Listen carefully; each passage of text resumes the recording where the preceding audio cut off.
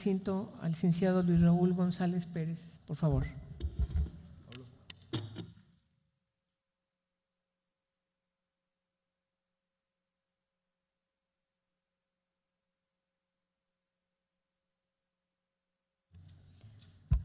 Muy buenos días, bienvenido al Senado de la República.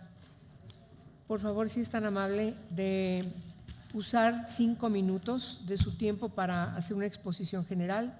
Posteriormente va a tomar una pregunta de la urna que está a su derecha. Son preguntas de las organizaciones de la sociedad civil. Tiene usted relojes a los lados para que pueda llevar su tiempo y posteriormente contestará las preguntas que las y los senadores le habremos de hacer. Por favor, si es tan amable de comenzar. Cómo no. Muy buenos días tengan todos y todas ustedes. El contexto de los derechos humanos enfrenta en México una de sus etapas más críticas y desafiantes. La impunidad, la exacerbada violencia y la inseguridad que se viven generan en la sociedad la percepción de que las instituciones no dan las respuestas que busca a sus demandas de civilidad, seguridad, respeto a la ley y efectividad en los sistemas de justicia, lo cual cuestiona su propia existencia y validez.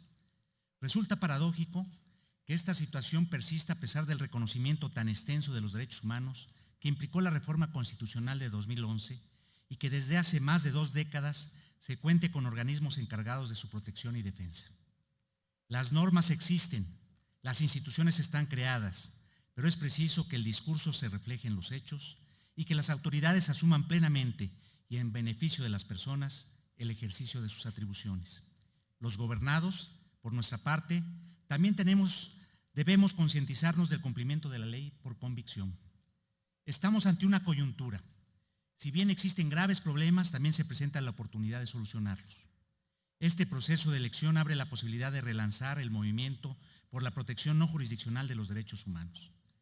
Con una perspectiva actual, se requiere regresar a los principios básicos bajo los cuales surgió y trabajó la CNDH. Si se recupera la vocación, mística y esencia que la justificó, habremos dado pasos concretos para mejorar nuestro futuro. Es preciso rediseñar la actividad de la CNDH con miras a la creación del Estado humanista del siglo XXI, lo cual implica realizar una revisión y replanteamiento de su estructura y métodos de actuación, de la forma y términos como se ejerce su autonomía y facultades, así como de sus políticas de atención a las quejas y de sus criterios en la integración de expedientes.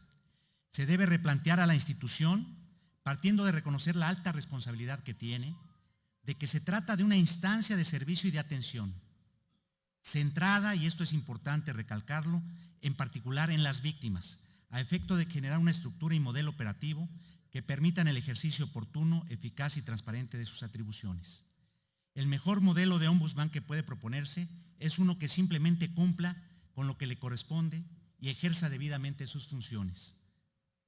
El ombudsman debe ser independiente del gobierno, de los partidos políticos y organizaciones políticas y sociales, lo cual no implica que esté desvinculado o lejano a las autoridades y a la sociedad. La independencia que se busca es de criterio y acción. Debe ser, de nueva cuenta, un instrumento en que los mexicanos podamos confiar para combatir la arbitrariedad, la impunidad y la injusticia. Tengo la certeza de que el ombudsman debe ser proactivo y no solo reactivo. Actuar con energía y convicción como el guardián de los derechos humanos en México, propiciando la participación de la sociedad y levantando su voz cuando advierta violaciones graves a estos derechos. La CNDH debe ser la voz de la sociedad mexicana. El ejercicio de las atribuciones de la CNDH debe ser pleno y pertinente, debe tener un diálogo constante con la sociedad y con las autoridades. Sus actividades requieren el escrutinio público y considerar las inquietudes y planteamientos de la sociedad civil, reconocer la labor de sus organizaciones y establecer un esquema de interlocución con ellas a fin de constituir un binomio indisoluble en el que cada quien, desde su ámbito, actúe para la defensa de los derechos humanos. Este acompañamiento permitirá que mediante acciones e investigaciones incuestionables, la Comisión refuerce la confianza pública en las instituciones y abone a la construcción de la cultura humanista que se propone. Hemos sido testigos de crímenes y situaciones sumamente graves, como Tlatlaya y Ayotzinapa, ante los cuales nadie puede ser tolerante o indiferente. Tampoco nos podemos resignar o permanecer impávidos ante hechos que exigen una atención prioritaria, como lo son las desapariciones forzadas e involuntarias, las ejecuciones, la tortura, la trata de personas y los abusos que se presentan en el ámbito migratorio, sin olvidar otros temas de la agenda nacional por los derechos humanos como son la materia de género, la no discriminación, la diversidad sexual, menores, jóvenes, adultos mayores, indígenas, periodistas, defensores de los derechos humanos y desde luego los mecanismos que hagan viable el ejercicio de los derechos sociales y culturales, cuya atención es impostergable. Senadoras y senadores, la CNDH puede ser el medio y la vía para que el imperio de la ley y la justicia recuperen el terreno perdido, siempre y cuando se asuma y ejerza por el bien de todos y de nuestra nación, no para favorecer intereses individuales o de grupo. Que la reflexión, la mesura y el orden nos lleven a generar la ética institucional y la cultura de la legalidad que materialicen el respeto a la dignidad humana. México merece una institución fuerte y creíble que sea patrimonio de la sociedad. Muchas gracias. Muchas gracias, licenciado. Vamos a iniciar las preguntas con el senador Jesús Casillas, por favor, si es tan amable. Gracias, presidenta. Bienvenido, licenciado Luis Raúl González Pérez. Dos preguntas muy sencillas. ¿Cómo entiende usted la autonomía de la Comisión Nacional de Derechos Humanos y cómo la ejercería? Y dos, ¿cuál debe ser el papel de la Comisión Nacional de Derechos Humanos en la promoción y defensa de los derechos económicos, sociales y culturales? Por su respuesta, muchas gracias. Gracias, senador Enrique Burgos, si es tan amable. Muchas gracias. Bienvenido, doctor González. Un poco va en contexto con la pregunta del senador Casillas. Yo soy de los que piensa, doctor, que la autonomía constitucional debe ser muy específica para ciertos órganos nada más. Yo no he compartido la idea de muchas autonomías constitucionales para muchos órganos, porque me parece que hay algunos como como la Comisión de Derechos Humanos, que sí deben tener una autonomía constitucional.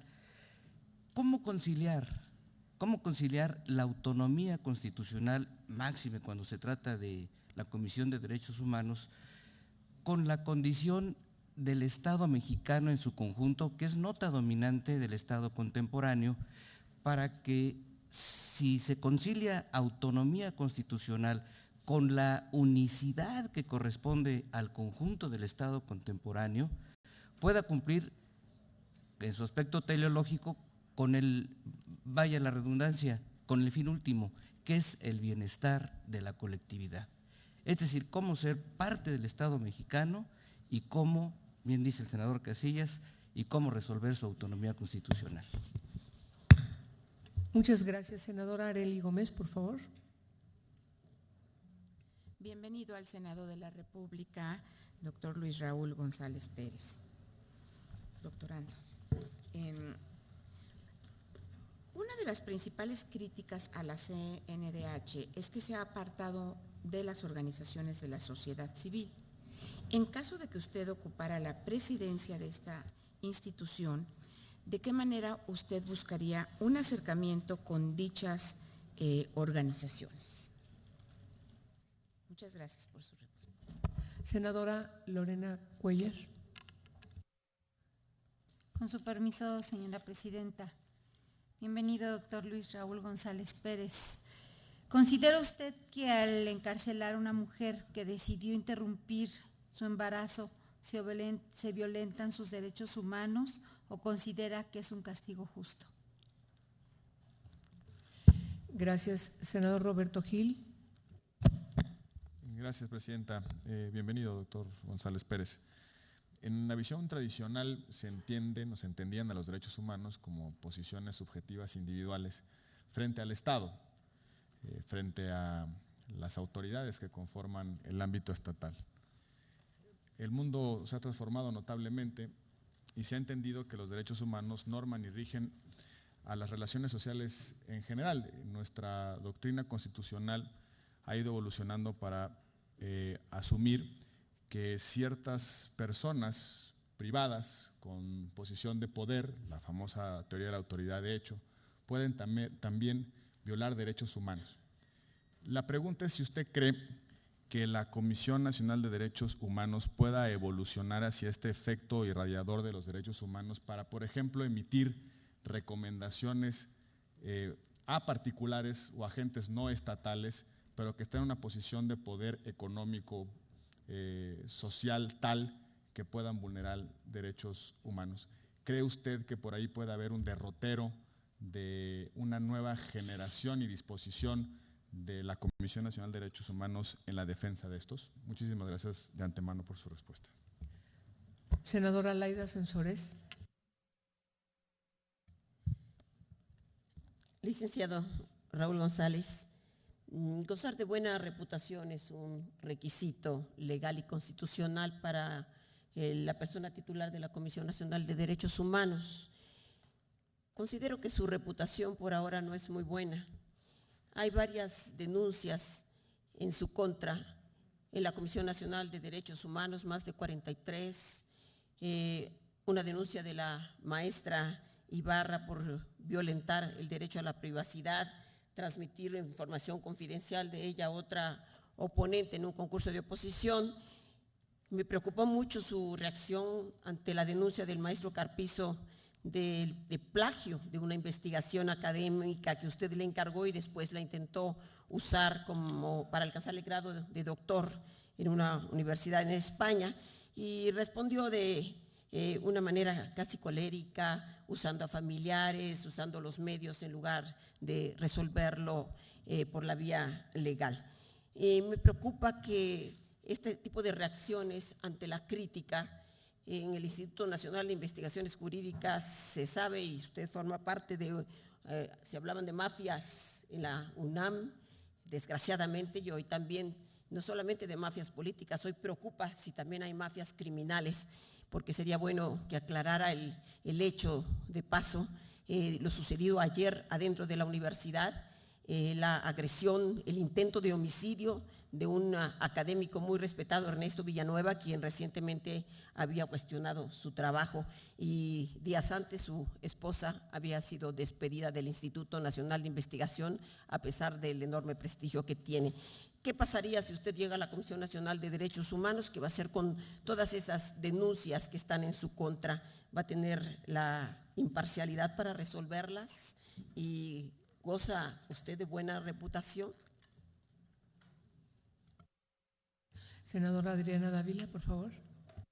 Gracias, Presidenta. Bienvenido, doctor Luis Raúl González Pérez.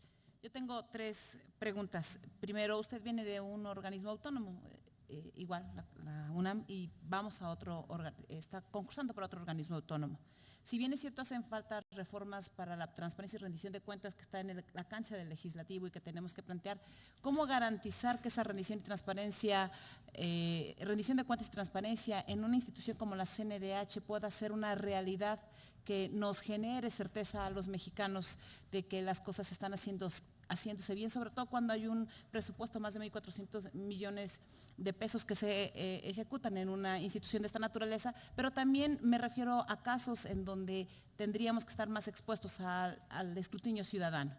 La segunda pregunta es, en México estamos viendo una racionalidad violenta, hay en términos generales violencia en las calles, se nos ha planteado algunos casos en estados en donde la forma de manifestarse ya es más un asunto de violencia, aún incluyendo en asuntos como estos en donde se supone estamos buscando la protección de los derechos humanos y violamos otros derechos humanos en ese sentido. ¿Cómo lograr esa transición de la protección de derechos humanos a esa racionalidad, a la transición de la protección de derechos humanos y a la defensa con seriedad en materia de derechos humanos? Y la última, la mayor parte de las exposiciones o los trabajos que han presentado los candidatos en este sentido hablan sobre asuntos ya encaminados, recomendaciones a autoridades, en fin. Pero ¿dónde queda el proceso de prevención y qué haría usted en el proceso de prevención para encaminarnos a un país con muchas más claridades en materia de evitar problemas en lugar de estar buscando cómo resolver los que ya se generaron? Muchas gracias. Licenciado, a mí me gustaría que pudiera explicarnos qué es lo que le falta a la Comisión Nacional de los Derechos Humanos, que no se constituye en los hechos en una Defensoría del Pueblo que evite que los casos de violaciones graves a los derechos humanos tengan que, quienes son víctimas, quienes son defensores de los derechos humanos, tengan que recurrir al ámbito internacional para seguir buscando justicia y la verdad. ¿Qué es lo que le falta a nuestra Comisión Nacional de Derechos Humanos para que los casos se queden acá, sean resueltos acá y se logre el objetivo de la creación de este organismo autónomo? Finalmente, la senadora Diva Adamira Gastelum hará la última pregunta. Muchas gracias, licenciado Luis Raúl González. Fíjese que a mí me llamó mucho la atención la aspiración que usted tiene de crear un Estado, así le llama, Estado humanista del siglo XXI. Y con todo esto que estamos viviendo, a mí me gustaría saber cuál sería la propuesta para alcanzarlo, toda vez que el periodo del mandato de una persona es reducido, o sea, ¿de qué se trata? Está muy bonito el nombre, pero sí me gustaría saber cuál sería la propuesta para lograrlo. Si es tan amable de tomar una pregunta de las organizaciones de la sociedad civil y leerla en voz alta.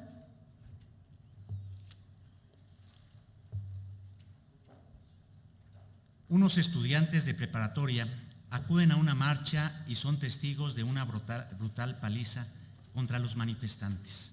Algunos de ellos graban con su equipo celular los abusos policiales. Ante esto, los efectivos policiales también los detienen y les quitan sus equipos. Son liberados 5 horas después bajo amenaza y la información de sus celulares ha sido borrada. Pregunta: ¿qué acciones emprendería usted como ombudsman para el caso concreto? ¿Cuál es su opinión sobre la documentación de abusos que estos jóvenes estaban realizando en el marco de una manifestación? Ahora, si es tan amable de proceder a contestar todas las preguntas y se toma un poco más del tiempo reglamentario para que pueda contestarlas con la mayor precisión. Si es tan amable.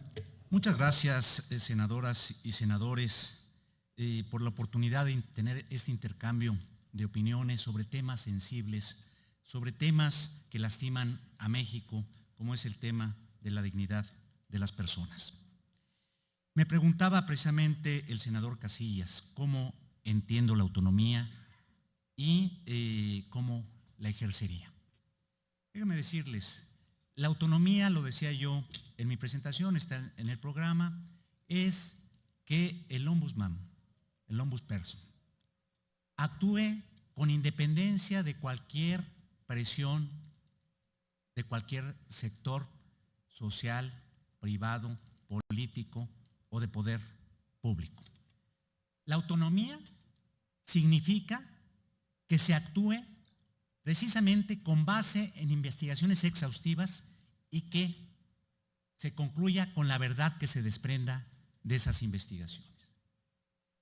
El ejercicio de esa autonomía se tiene que hacer precisamente como lo marca la Constitución y la ley, ejerciendo las atribuciones que le confieren en este caso a un órgano del Estado, como aquí bien se refería, pero que tiene la doble función también de ser un órgano para la sociedad.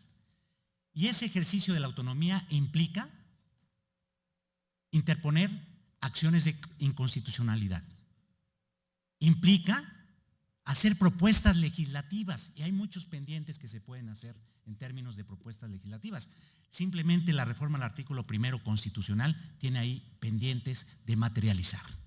Segundo, tenemos pendientes, por ejemplo, el derecho de réplica, que tiene muchos años y no se ha materializado.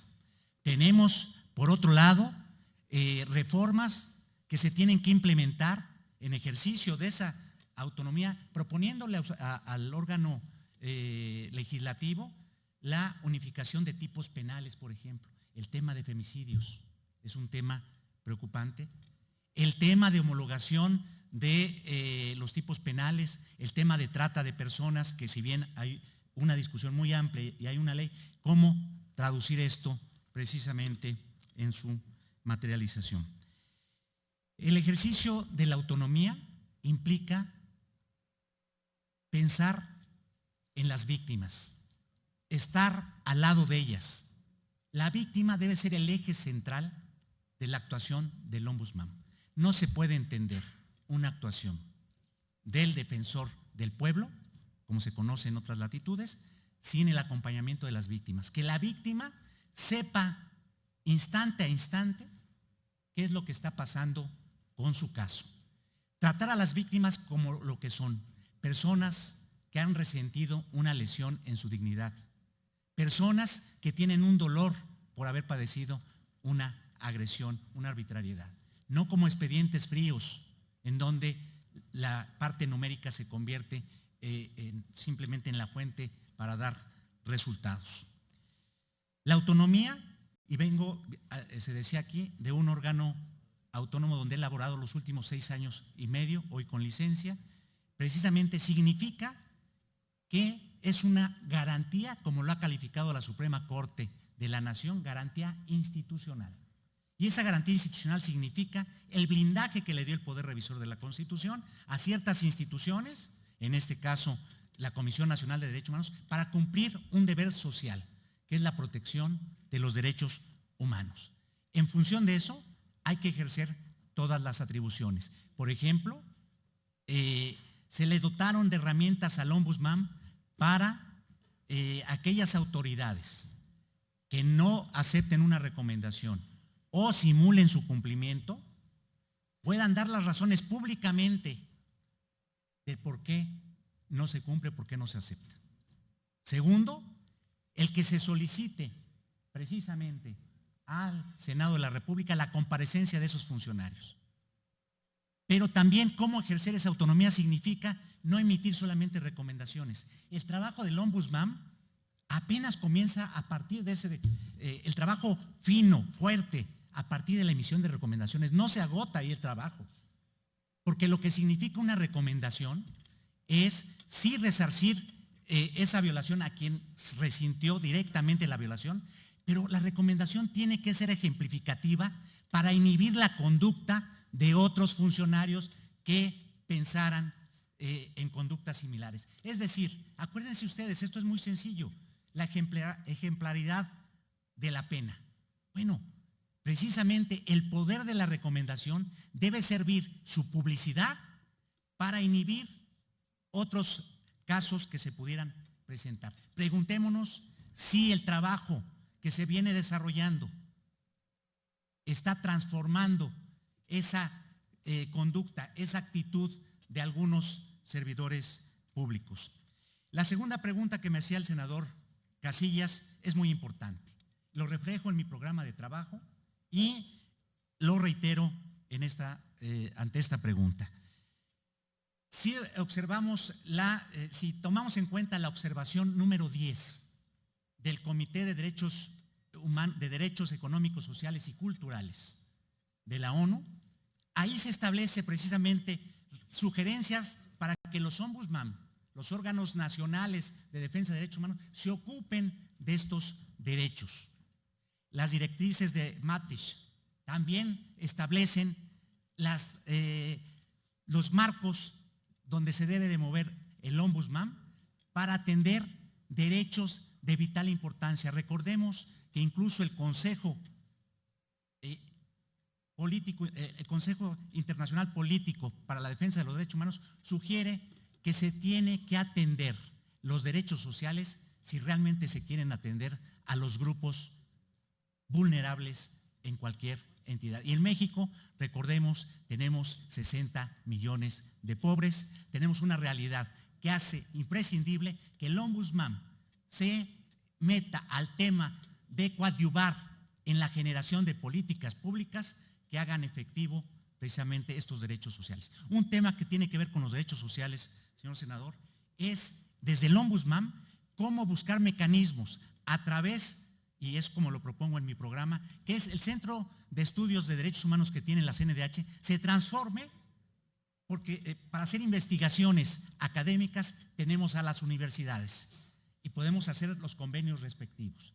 Pero ese centro tendría que ser generador de criterios, por ejemplo, para hacer exigibles los derechos económicos, sociales y culturales en este país. Tenemos precedentes de la Suprema Corte de Justicia. En 2007 está precisamente la sentencia que emitió la Suprema Corte de Justicia en el caso de la comunidad Numa de Guerrero, en donde, ante la ausencia de una clínica para atender a esa comunidad, se emitió el amparo correspondiente para que se construyera ahí y se diera el servicio médico, porque se estaba violentando el derecho a la salud.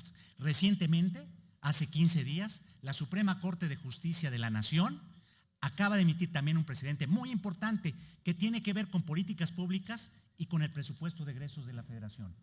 Se había destinado un presupuesto para remodelar y dar las condiciones adecuadas para la atención de personas con VIH-Sida, que era el pabellón número 4, ¿sí? Y ese recurso se desvió para otra partida presupuestal.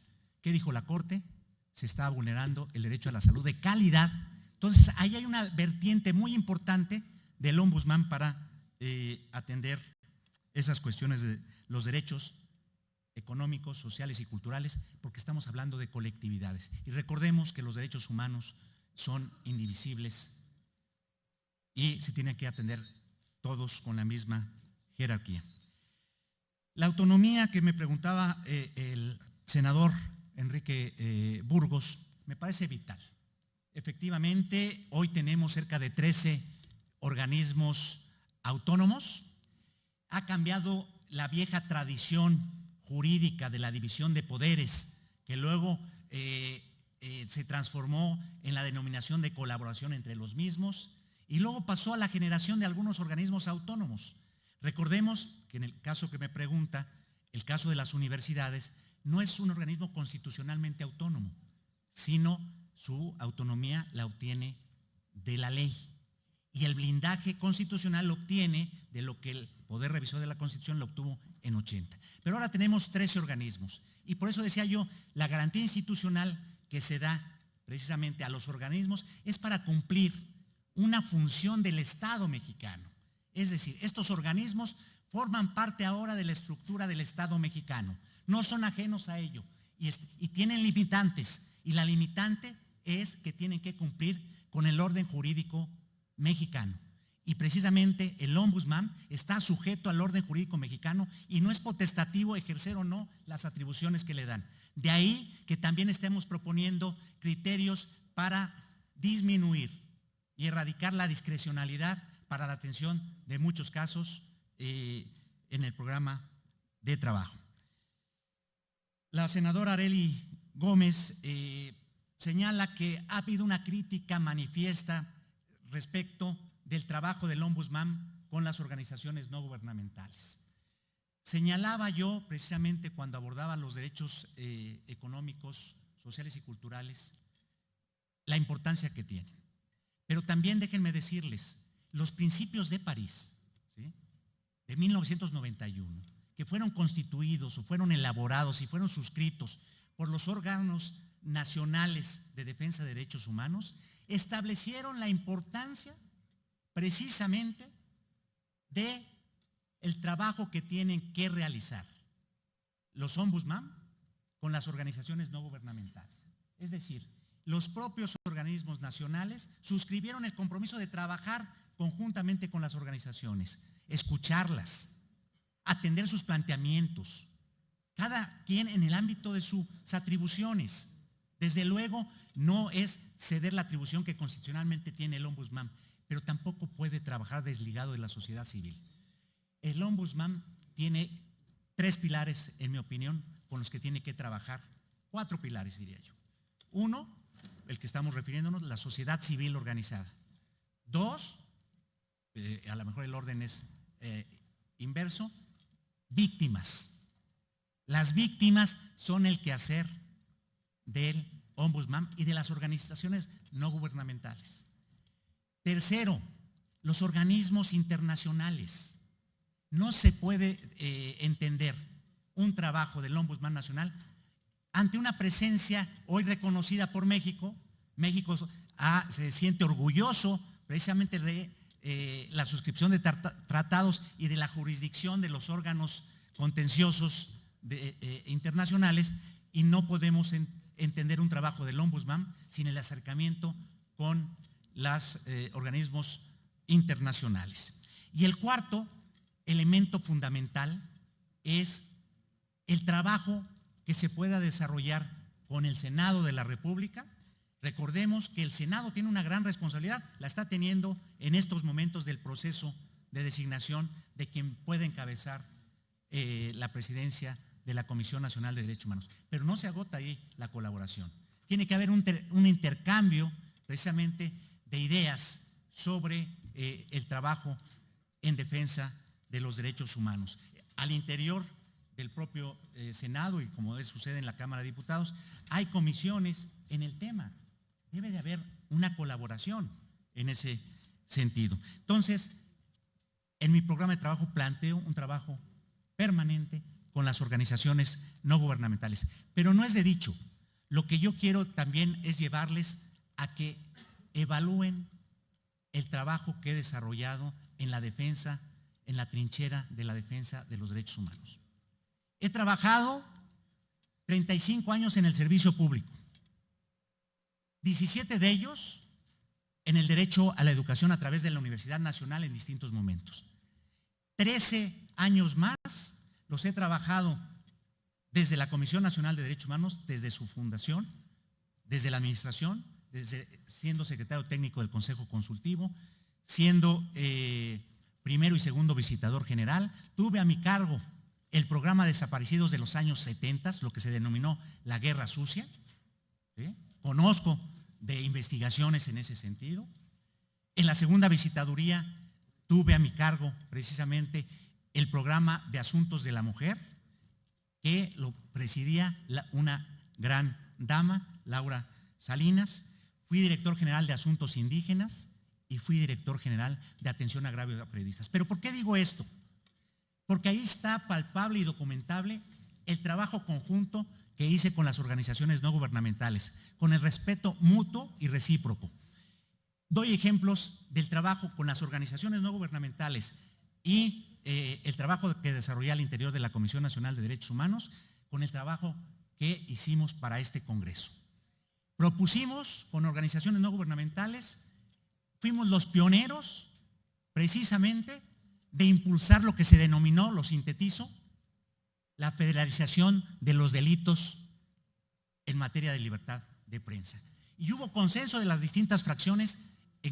Ese proyecto lo presentó su servidor desde esa trinchera, con las organizaciones no gubernamentales. Es decir, se mostró la capacidad de interlocución, de conciliación, de buscar consensos, y ahí está aprobado. Trabajamos también en el tema de desaparecidos con organizaciones no gubernamentales. Entonces, es un trabajo que se puede documentar. Casos también en este sentido con organizaciones no gubernamentales. Me tocó trabajar casos sensibles. En 60 días emitimos la recomendación de Aguas Blancas, un caso paradigmático, un caso difícil, un caso complejo, con un equipo de trabajo al que le reconozco, con el que se colaboró. ¿Sí? Y ahí están las recomendaciones. Participamos con organizaciones también, y ahí está, la propia Lidia Cacho, que presidía una organización en Quintana Roo, la acompañé a audiencias en Puebla y proyecté una recomendación. En materia de periodistas, trabajé, y pueden dar testimonio de ello, las organizaciones defensoras de periodistas para los distintos casos de agravio a periodistas. Uno de ellos, proyecté el caso del periodista Bradley en Puebla, caso pericial complejo. Me pregunta la senadora Lorena Cuellar sobre si se debe castigar, si entendí bien o no, el que una persona puede interrumpir su embarazo. Déjenme decirles, entiendo que así fue la pregunta. Sí. Déjenme decirles, desde luego que el tema que usted me pregunta es un tema que tiene aristas jurídicas, filosóficas, médicas, científicas. Es un tema inacabado, es es un tema, me están apurando, pensé que me iban a dar más tiempo, inacabado.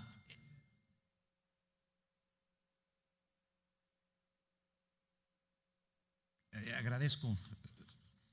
Es un tema que, repito, en donde la Suprema Corte de Justicia se ha pronunciado, es un tema donde el ombudsman, déjenme decirles, tiene que buscar un gran debate sobre el tema, pero un debate que una, no que desuna, un debate que busque acercamientos. Pensemos, y déjenme decirles, cualquier solución a los distintos problemas que han planteado de derechos humanos no puede encontrarse solución si no se fortalece primero la autoridad moral del ombudsman.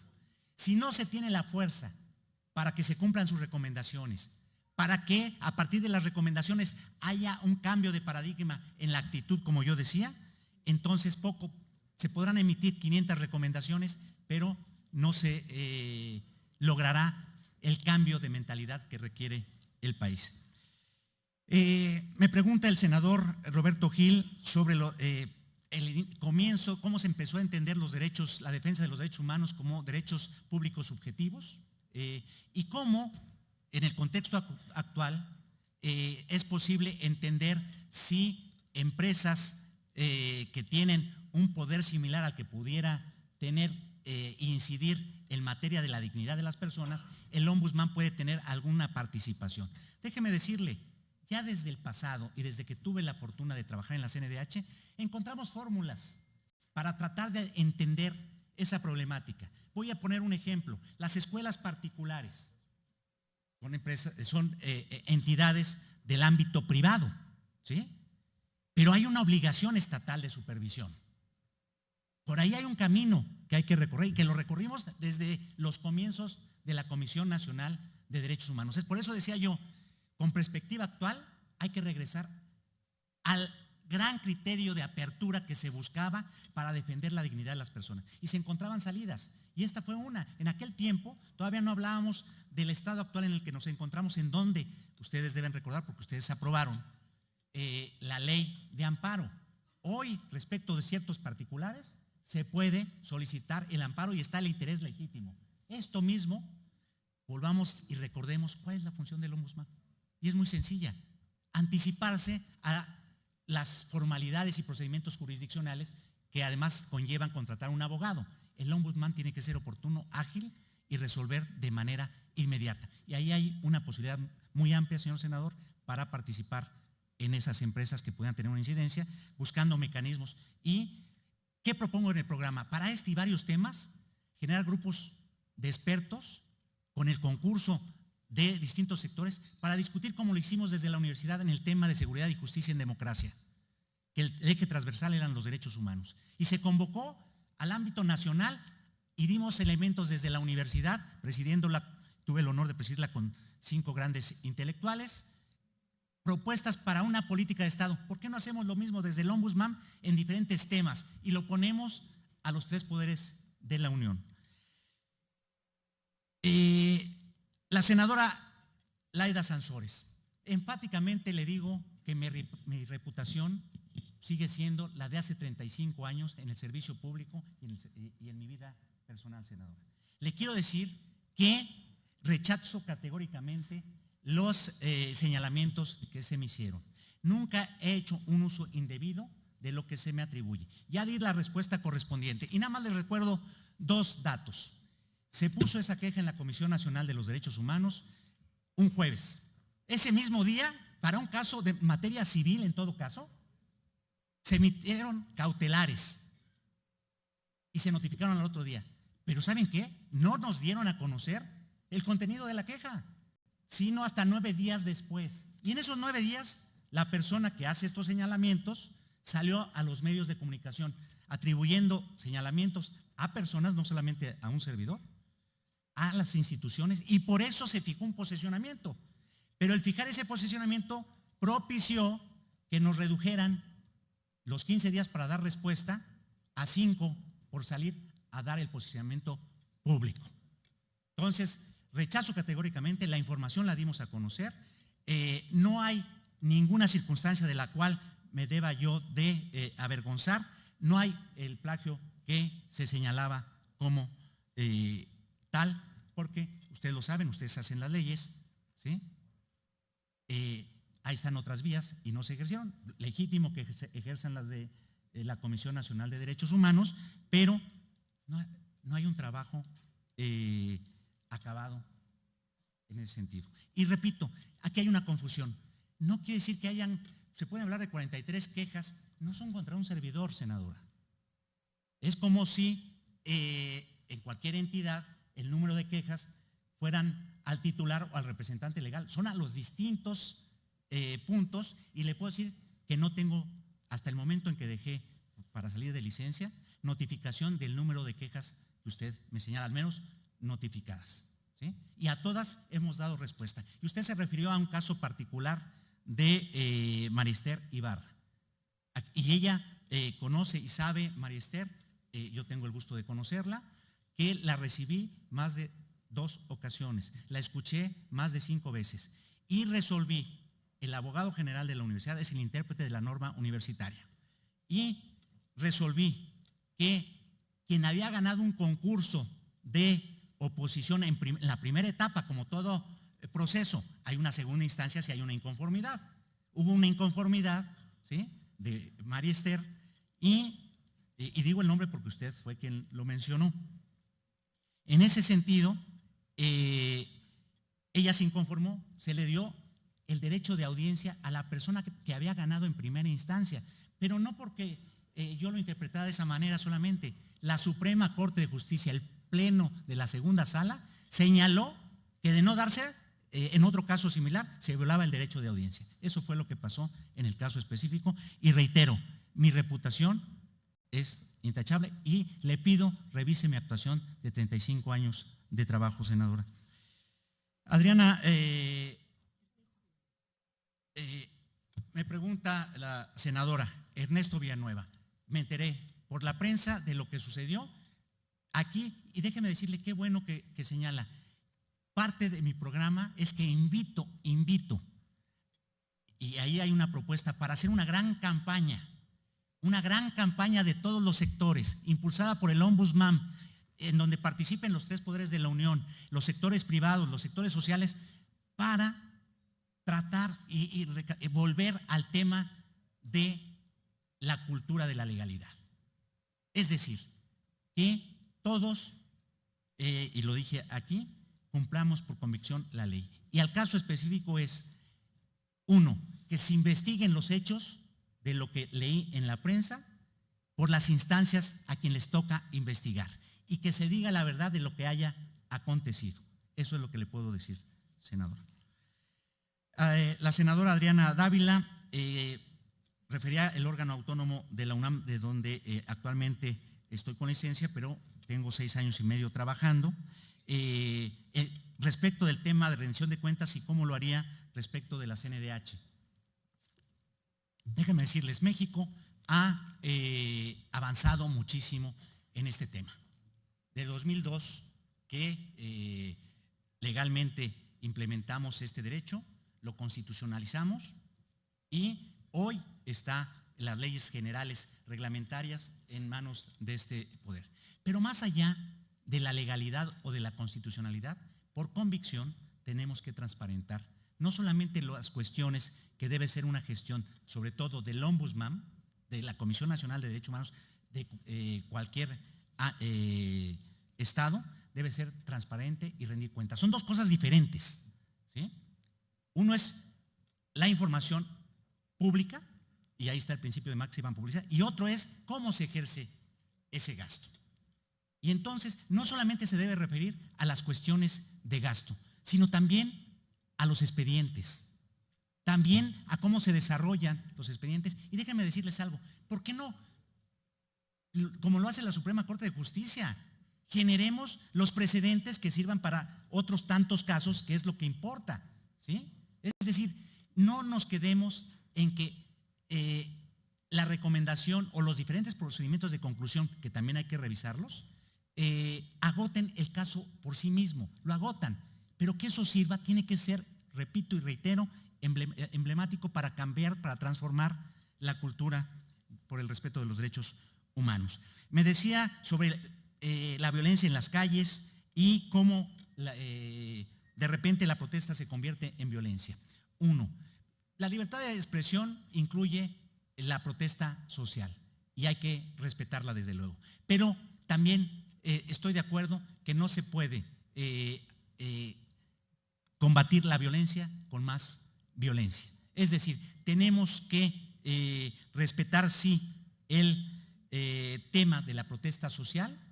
La libertad de expresión es de los bienes jurídicos tutelados en materia de derechos humanos más amplio, y la propia Corte Interamericana y la Comisión Interamericana tienen pronunciamientos sobre esto. Y déjeme decirle, en el 2012 se reunieron los relatores de la OEA, por el sistema interamericano, el relator de la ONU, el relator de Europa y el relator de África, y dieron varias de las sugerencias que yo tomaría en cuenta si la decisión de ustedes me favoreciera. Recomendaciones, sí, lo reactivo. Por eso yo digo en mi exposición muy breve que el ombudsman, aparte de reactivo, debe ser proactivo, y en lo proactivo tiene que generar precisamente la prevención. Es decir, y voy a dar un tema, el tema de desaparecidos. Es gravísimo, hay que atenderlo, pero hay que buscar a los desaparecidos, pero también hay que hacer cosas preventivamente para que no sucedan. Esa me parece que es fundamental, senadora. La senadora Angélica de la Peña, ¿qué le falta a la CNDH? No se constituye, en violación, no se constituye en violaciones graves que tengan que recurrir. ¿Por qué se tiene que recurrir a los organismos internacionales? Déjenme decirles algo muy importante. Los sistemas internacionales no deben ser sustitutivos de los órganos nacionales, son complementarios, y la propia Corte Interamericana de Derechos Humanos así lo ha definido. Y entonces coincido con el punto de vista, si es que se expresó ahí un punto de vista, de que el ombudsman es quien en primera instancia, el ombudsman nacional, tiene que conocer y que los casos se atiendan en el país, sin que esto signifique que no se tengan las instancias en el ordenamiento internacional. La senadora Gastelum, el Estado humanista del siglo XXI, que suena muy bonito, suena muy atractivo, me dice, pero ¿en qué se traduce? Déjenme decirles, muy sencillo. Y no es algo nuevo, hace 5 años lo vengo planteando, he trabajado alrededor de eso, alrededor de la, precisamente, de la propuesta Elementos de Estado para una elementos para una política de Estado en seguridad. Ahí trazamos algunos aspectos sin llegar a este término, pero hace 5 años así le denominó, es poner en el centro de la atención nuevamente al ser humano, es decir, a las víctimas, y en donde se atiendan a los grupos vulnerables y se atiendan los derechos sociales. Esto es posible y alcanzable, senadora. Perdón por el exceso de tiempo y agradezco la comprensión. Me falta la pregunta. Sí, perdónenme. exacto. ¿Qué acciones emprendería usted como ombudsman? El caso lo sintetizo y lo recuerdo. Jóvenes que graban una arbitrariedad y que después ellos son también consecuencia de arbitrariedad y les quitan la evidencia. Uno, de inmediato, darles las medidas cautelares que protejan su integridad. 2, hacer la investigación con testimonios o buscar evidencia grabada, elementos que nos puedan dar una convicción. Recordemos que el ombudsman tiene una amplitud, sin que quiera decir que se aleje de la legalidad, pero precisamente para analizar el contexto de las violaciones a derechos humanos. Por eso es antiformalista, por eso no necesariamente requiere de los escritos, puede agarrar un teléfono, y documentar sus gestiones. Es decir, se le brindarían la atención inmediata, oportuna y con las medidas cautelares correspondientes. Muchísimas gracias. Muchas gracias. Le pido al equipo técnico que por favor acompañe al licenciado González y por favor introduzcan a